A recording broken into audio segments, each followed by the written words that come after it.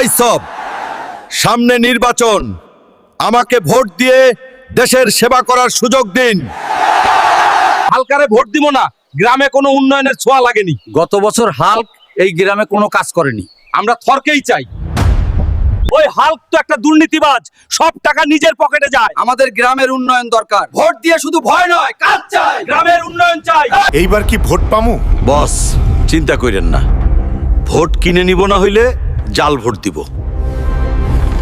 ভাই সব, আপনারা জানেন গত বছর এই গ্রামে কোনো উন্নয়ন হয়নি।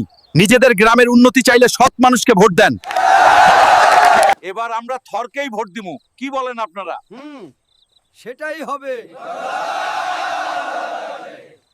এই ভোট চলবে না, ব্যালট পেপার লই আই। চলেন বস, সব শেষ করে দিই। কেউ নড়বেন না, সবাই হাত উপরে। হাল্ক, সব সময় অন্যায় করে ভোট জেতা যায় না।